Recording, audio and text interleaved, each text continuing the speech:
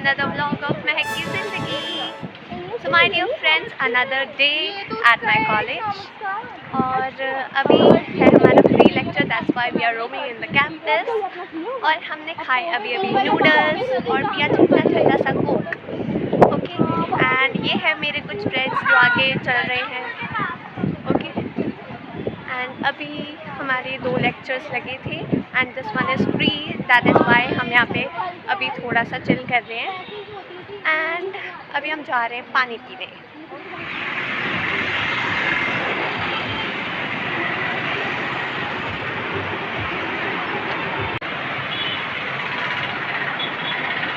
So my dear friends, आपने देखा होगा कि मैं अभी जहाँ पर हूँ वहाँ पर बनती है गणेश जी की मूर्तियाँ, क्योंकि अभी गणेश चतुर्थी आने वाला है तो अभी से प्रिपरेशन शुरू हो चुकी है।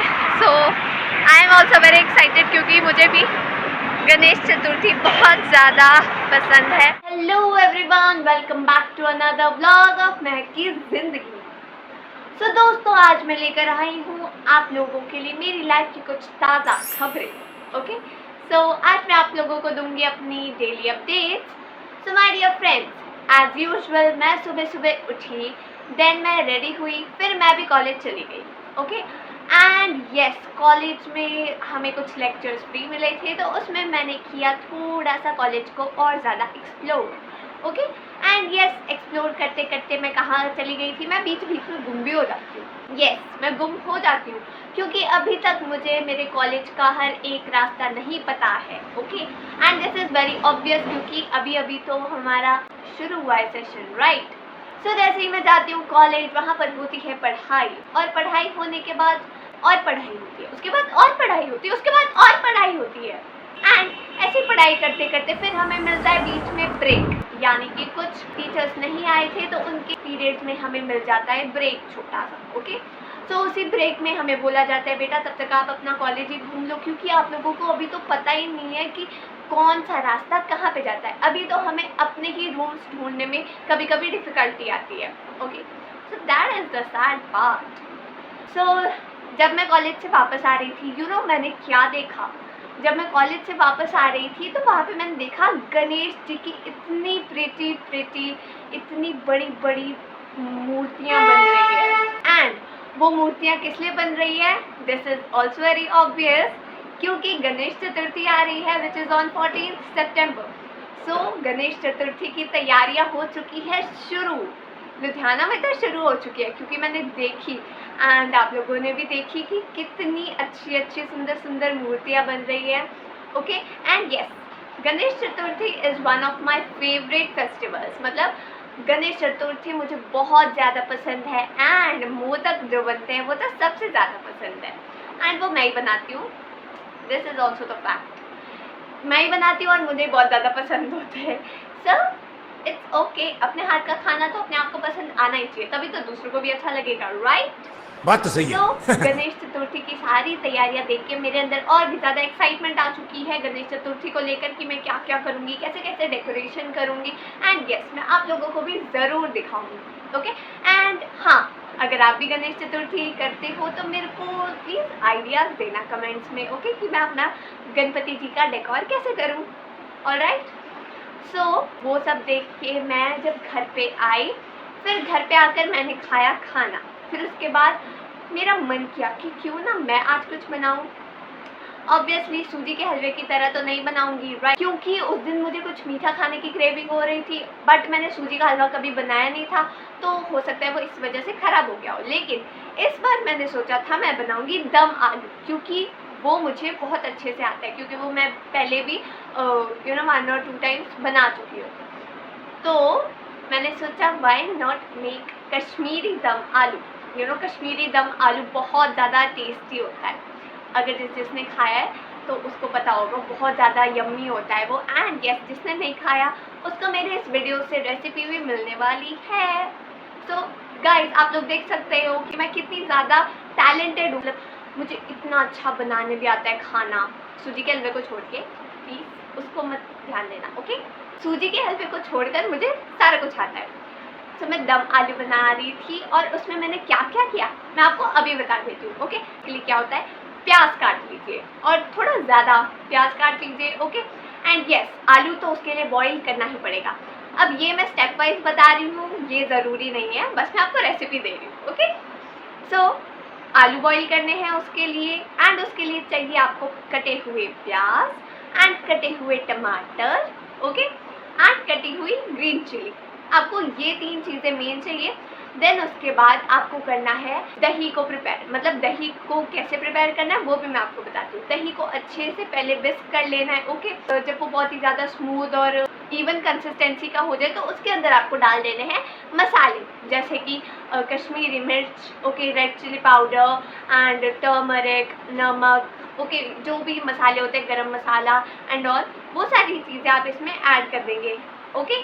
देन ये बन जाता है दही का पेस्ट, ओके, एंड इसको आपको अच्छे से मिक्स करके साइड पे रख लेना है। देन उसके बाद आपको रेडी करना है एक और पेस्ट। अब ये पेस्ट कैसे बनता है ये भी मैं आपको बताती हूँ।